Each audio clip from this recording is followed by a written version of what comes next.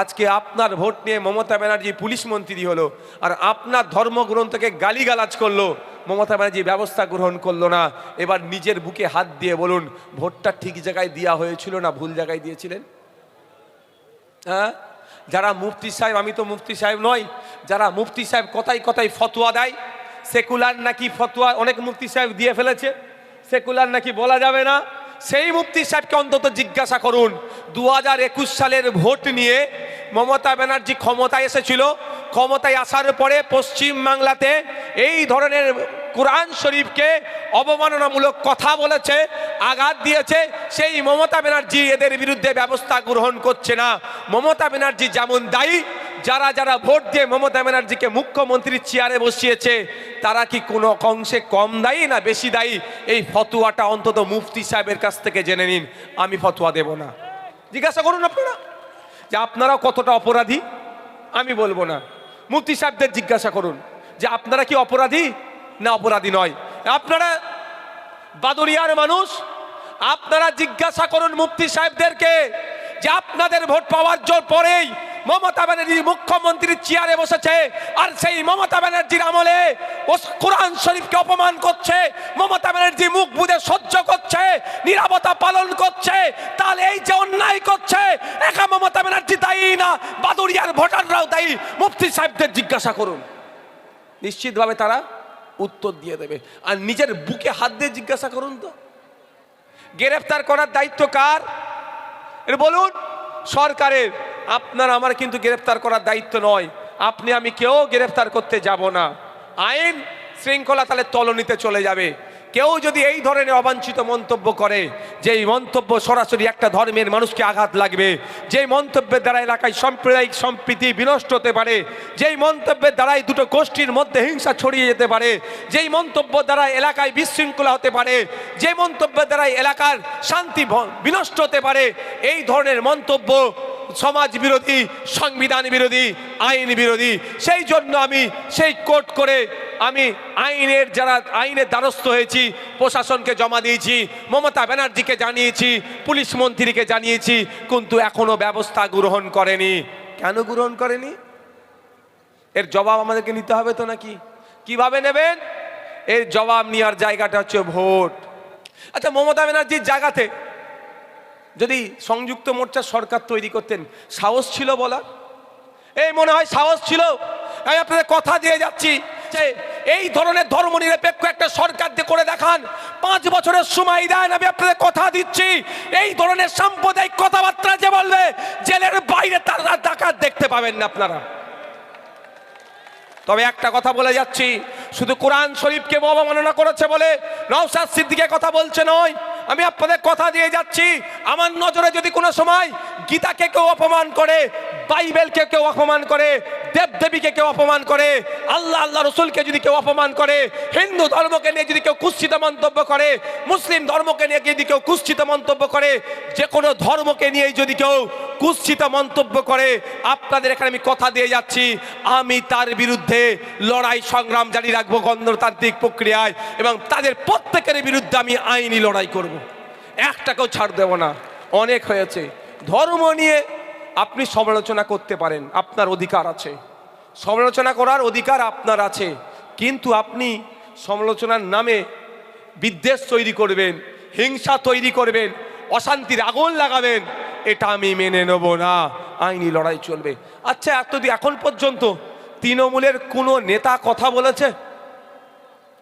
হ্যাঁ, এই অন্যায় কথা বলেছে তো ওই লোক, ওর বিরুদ্ধে সেই বিজেপির দালালটা কি মামলা করতে হলো না? সেই বিজেপির দালালটাই তো এফআইআর অভিযোগ করলো। আর এটাও বলে রাখছি, ওরা কিছু করবে না।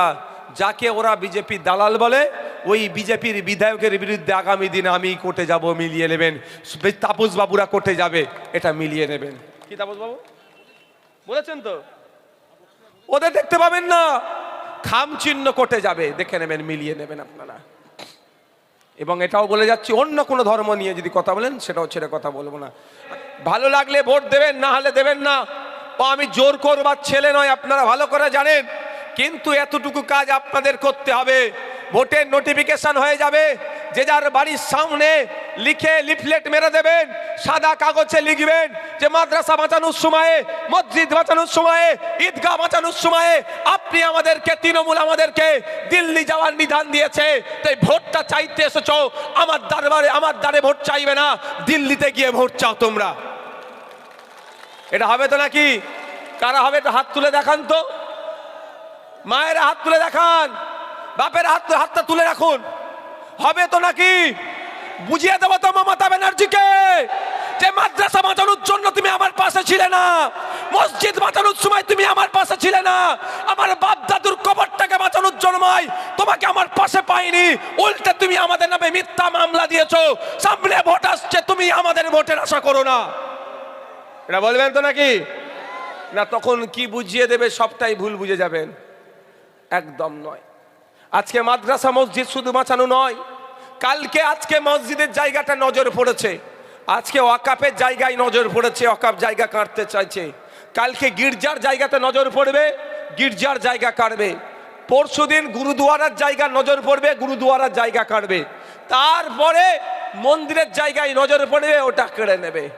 এই চক্করেরা চালাচ্ছে। এদের হাত থেকে মন্দির, মসজিদ, ঈদগাহ, গুরুদুয়ারা, ধর্মস্থানকে রক্ষা করার দায়িত্ব আমাদের প্রত্যেককে তুলে নিতে হবে। এই লড়াই একদিনের লড়াই নয়। আমরা যখন এ কথা বলি, তৃণমূলের নেতৃত্বরা আমাদের কি বিজেপির দালাল বলে দেখে দেয়। সেই নেতৃত্বদের কাছে আমি একটু বার্তা পৌঁছে দিতে চাই, আমি একটু জানিয়ে দিতে চাই, আপনাদের মাধ্যমে জানিয়ে দিতে চাই, আজকের পর থেকে যদি ইন্ডিয়ান সেকুলার ফ্রন্ট নিয়ে, আইএসএফ নিয়ে, আব্বাস ভাইজান নিয়ে, নওশাদ সিদ্দিকী নিয়ে, তাপস ব্যানার্জি নিয়ে, কুতুব ভাইদেরকে নিয়ে, মুসা ভাইদেরকে নিয়ে, সৌম্যদীপদেরকে নিয়ে কোন কথা বলে তার জবাব দেবেন। এতটাই বলবেন, তোর বাপের যে কবরস্থানটা এখনো সুরক্ষিত আছে, তোমার মায়ের যে কবরস্থানটা এখনো সুরক্ষিত আছে, ওই মসজিদটা এখনো সুরক্ষিত আছে, তোমার পূর্বপুরুষের কবরস্থানটা যে এখনো সুরক্ষিত আছে, ওখানে মদের ফ্যাক্টরি হয়ে যায়নি, জুতো তৈরির ফ্যাক্টরি হয়নি, বা ওটাকে কবরস্থানকে খেলার মাঠ যে বানিয়ে দেয়নি, এটা শুধুমাত্র নওশাদ সিদ্দিকীদের মতো গুটি কয়েক মানুষের করা মামলার জন্য এখনো তোমার বাপের কবরটা ঠিক আছে। কাদেরকে বলবেন এটা? তৃণমূলের নেতাদেরকে বলবেন। আমি দায়িত্ব নিয়ে বলছি, আমাদের মতো গুটি কয়েক মানুষ মামলা করেছিল বলে এখনো পর্যন্ত আপনার পূর্বপুরুষ যে কবরে শুয়ে আছে সেই কবরটাকে দেখতে পাচ্ছেন, অন্যথায় এতদিন সেটাকে বুলডোজার লাগিয়ে, জেসিপি লাগিয়ে প্লেন করে হয়তো মদের ফ্যাক্টরি বানিয়ে দিত। তাই আপনার বাপের কবরটা বাঁচানোর জন্য, আপনার দাদুর কবরটা বাঁচানোর জন্য, আপনার এলাকার মসজিদটা, আপনার এলাকার ওয়াকফ সম্পত্তি বাঁচানোর জন্য কোনো মমতা ব্যানার্জি, কোনো অভিষেক ব্যানার্জি কিন্তু সুপ্রিম কোর্টে মামলা করেনি। এই নওশাদ সিদ্দিকী, আব্বাস সিদ্দিকী সুপ্রিম কোর্টে মামলা করেছে, তাপস ব্যানার্জিরা সুপ্রিম কোর্টে মামলা করেছে। এটা মাথায় থাকবে তো নাকি? যে বলবে যে নওশাদ ভাইয়েরা বা এসে বিজেপির হয়ে কথা বলে, তাদের উত্তর দেবেন, তোমার কথা যদি সত্যি হয় প্রমাণটা তুমি দেখাও। যে বলছো তুমি বিজেপির হয়ে কথা বলে, বিজেপি নিয়ে আসা আইনের বিরুদ্ধে, সেই নওশাদ সিদ্দিকী তো সুপ্রিম কোর্টে মামলা করেছে। ভাই, কোনো মমতা ব্যানার্জি মামলা করেনি, কোনো অভিষেক ব্যানার্জি করেনি আপনার মাদ্রাসা মসজিদকে বাঁচানোর জন্য। তাই বন্ধুগণ, আপনাকে আমাকে সজাগ সতর্ক থাকতে হবে, ঐক্যবদ্ধ থাকতে হবে, দলবদ্ধ থাকতে হবে। এখন রাজনৈতিক কারবারিরা ধর্মে ধর্মে লাগিয়ে দেওয়ার চেষ্টা করছে।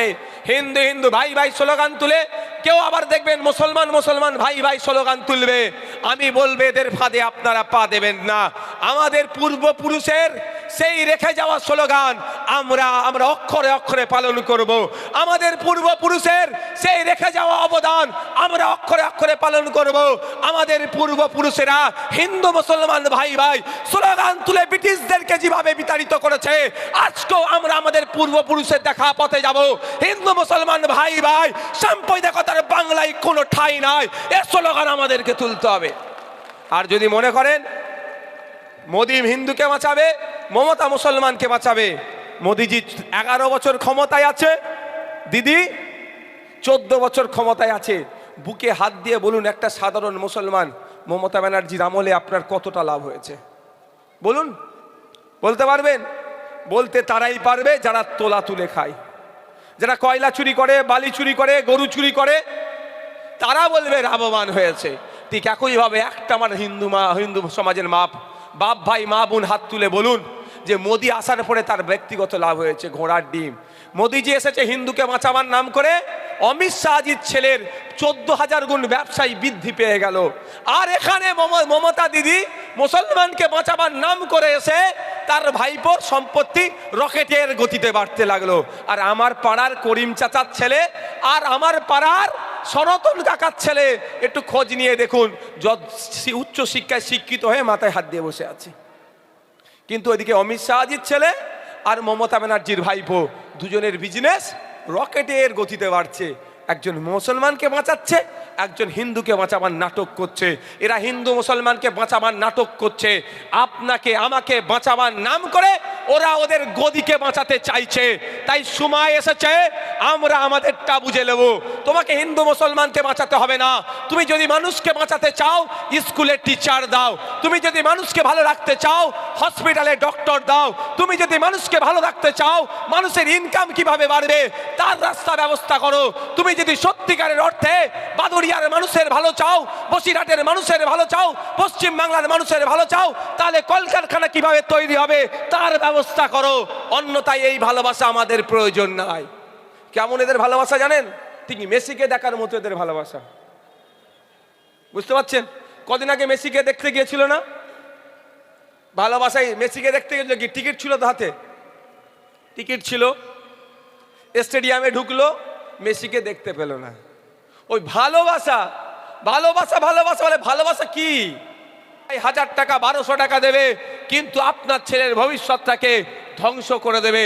তাই মায়েরা একটু ভাবার চেষ্টা করবেন। আপনি 1000 টাকা 1200 টাকা দিচ্ছে আপনার হাতে, আপনি কষ্ট করে আপনার ছেলেটাকে বড় করলেন, উচ্চ শিক্ষায় শিক্ষিত করলেন। আপনি হয়তো পরিচারিকার কাজ করেন বাড়িতে গিয়ে, আপনার স্বামী মাঠে গিয়ে চাষবাস করে, দিন আনে দিন খান, অনটনের সংসার, সেখানে মাসে 1000 টাকা পাওয়াটা সত্যি আপনাদের কাছে অনেক বড় ব্যাপার। আমি এর না, এটাকে প্রত্যাখ্যান করার কথা বলছি না, কিন্তু আমি বলতে চাইছি আপনাকে 1000 টাকা দিচ্ছে, 1200 টাকা দিচ্ছে, আপনার ছেলেটি আপনার মেয়েটি যদি নিজের প্রচেষ্টায় উচ্চ শিক্ষায় শিক্ষিত হয়ে যখন চাকরির কম্পিটিশনে যাচ্ছে তখনই আপনার কাছ থেকে 15 লক্ষ টাকার ডিমান্ড করছে, না হলে আপনার ছেলের আর চাকরি দেওয়া হবে না বলছে বা মেয়ের হবে না। কিন্তু ওই সমাজ ব্যবস্থা আমরা বদলাতে হবে। এই সমাজ ব্যবস্থা বদলাতে গেলে মা আপনাদেরকে আগিয়ে আসতে হবে, আপনাদেরকে দায়িত্ব তুলে নিতে হবে। 1000-1200 পরে হবে, 550 টাকার ফর্ম ফিল আপ করে যাতে সরকারি চাকরি পায় সেই দিন ফিরিয়ে নিয়ে আসতে হবে। এটা সকলকে আওয়াজ তুলতে হবে। কোনটা আপনি চাইবেন ভাই? আপনি কোনটা চাইবেন বলুন? আপনার বাড়ির মহিলাকে 1000-1200 টাকা দিক এটা চান, না 550 টাকায় ফর্ম ফিল আপ করে মেধার ভিত্তিতে 100 পয়েন্ট রোস্টারকে মেনটেন করে চাকরি হোক এটা চান? আপনার হাতে 1000-1200 ধরিয়ে দিচ্ছে, আবার আপনার ছেলে যখন চাকরির জন্য যাচ্ছে কি করছে আপনাদের কাছ থেকে 15 লক্ষ টাকা কম করে নিচ্ছে। এই দুরবস্থা বন্ধ করতে হবে। মায়ের হাতে 1000 টাকা দিচ্ছে, 1200 টাকা দিচ্ছে, ওই মাই যখন বা ওই মায়ের সন্তান যখন ট্রিটমেন্ট করতে যাচ্ছে সরকারি হসপিটালে চিকিৎসা পরিষেবা পাচ্ছে না, ফলে আপনাকে বেসরকারি হসপিটালে যেতে হচ্ছে। আর বেসরকারি হসপিটালে গিয়ে 1000 নয়, 2000 নয়, 3000 নয়, 5000, 10,000-এর বিল একবারই বেড়ে যাচ্ছে। তাই কোনটা আপনাদের লাগবে? 1000-1200 দরকার, না হসপিটালে গেলে ফ্রি ট্রিটমেন্ট পাবেন? আপনারাই ডিসাইড করবেন। দেখুন মা বাপ যারা আছেন, আমার বলার বক্তব্য এখানে যে আজকে আমার হাতে 1000 টাকা ধরিয়ে দিচ্ছে, আমার অধিকার কিন্তু 1000 নয়, আমার অধিকার 5000, 10,000 সেটা কেড়ে নেওয়া হচ্ছে।